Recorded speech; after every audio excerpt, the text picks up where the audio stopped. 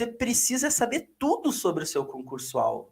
Você precisa saber de quanto em quanto tempo ele costuma ser feito, você precisa saber quem é a banca, você precisa saber quais são os tipos de questão, você precisa saber quantas vagas normalmente tem. Por quê? Porque tem tudo a ver com o que você vai precisar colocar no papel, e eu vou falar disso daqui a pouco, no teu plano do dia a dia. Eu vou dar um exemplo muito prático. Então, assim, ó, aconteceu hoje comigo. Foi muito legal, que eu estava 5 minutos antes de começar a live pensando num exemplo aqui, e aconteceu hoje comigo.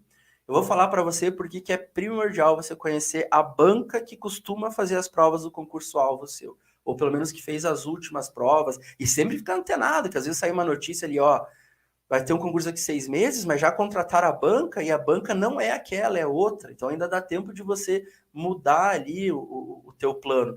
Por que que é muito importante você saber a banca? Porque tem banca, quando muda a banca, muda tudo na prova. Tem banca que cobra só questões de verdadeiro ou falso, tem banca que quando você, outra cobra abre C, D e E, tem banca que faz segunda fase com prova excursiva, outra não faz para o mesmo cargo.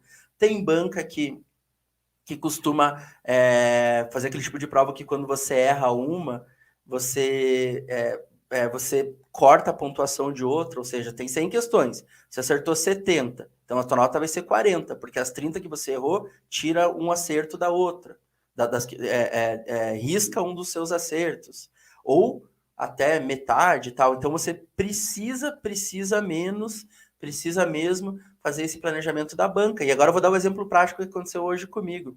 Eu hoje fui chamado, e me vejo aqui como uma banca nesse caso. Pediram para mim, né, no dia a dia, aí, não vou falar da onde e tal, senão às vezes até alguém aí tá vendo e vai facilitar a prova. Mas pediram para mim hoje se eu podia criar algumas questões para um processo seletivo. É um processo seletivo que envolve direito, são pessoas para trabalhar na área jurídica. Mas eu sei, olhando ali as necessidades, eu sei que nessa área a pessoa precisa escrever muito bem. Então, o que eu fiz? Eu dei uma olhada no edital, que já lançaram há algum tempo, para esse processo seletivo, eu olhei e falei, poxa, não pediram português, embora seja importantíssimo que a pessoa saiba escrever bem para se dar bem nesse cargo.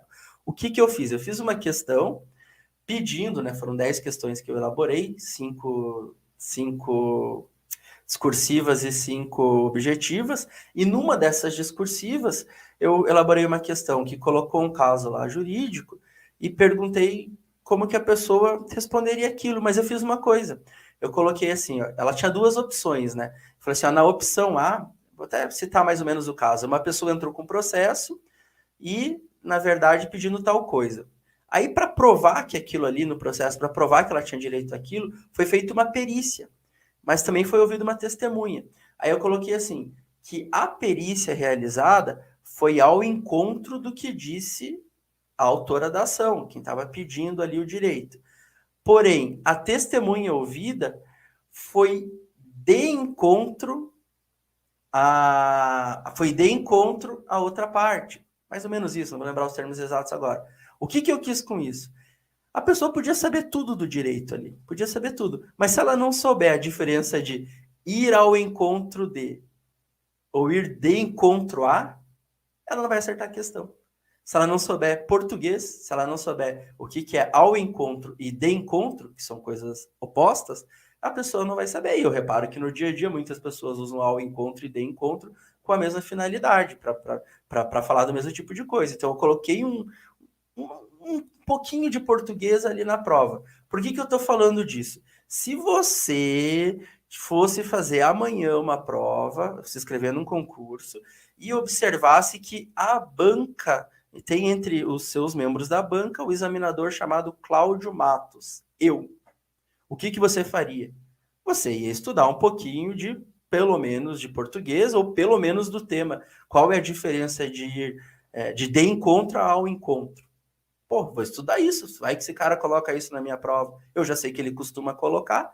É disso que a gente está falando. É disso que nós estamos falando. Você tem que dar uma olhadinha na banca, tem que olhar as questões anteriores e tal, porque você vai identificar, é fácil identificar padrões na prova. Aí você vai falar, poxa, a minha prova né, nesse sentido aqui, mais ou menos de direito ou de outra coisa tal, mas você vai saber que às vezes o examinador mistura outras matérias, que ele costuma repetir muito tal tema. Então, assim, ó, entenda o seu concurso-alvo. Isso vai ser importante para o teu plano de estudos. Para o tipo de questão que você vai estudar, etc, etc, tem tudo a ver com o tipo de banca, com o tipo de questões que essa banca faz e por aí afora. Entender se esse concurso, às vezes, ele vem com validade de 2 anos, se é prorrogável por mais 2 normalmente, por 4 anos, porque você sabendo, você vai determinar o tamanho do teu plano de estudos. Se o teu concurso normalmente é de 2 em 2 anos, o concurso dos seus sonhos, você vai fazer um plano de estudos para quanto tempo falta para o próximo. Porque você sabe que o concurso vence, vocês sabem, né? O concurso vence. Se tá lá que o concurso era para 2 anos, prorrogável para 2, e já faz. Então, ele já foi prorrogado. Né? Normalmente pode ser prorrogado uma vez. Normalmente assim, ou 2. Normalmente é isso, é 2 anos prorrogáveis por mais 2. Então ele teve o concurso, você viu que já passou os 2 anos, um pouquinho antes dos 2 anos eles prorrogaram, e agora faltam uns 3 meses para vencer esses novos 2 anos. Você sabe que você está há 3 meses talvez você esteja 3 meses do teu concurso. Então você já vai fazer o teu plano com base nesse tempo. Então entenda tudo sobre o seu concurso-alvo. Sobre a carreira antes, já antes de decidir o alvo, senão você pode mudar o concurso-alvo. Mas a partir do momento que você decidiu, pare de pesquisar a carreira e comece a pesquisar as minúcias do concurso.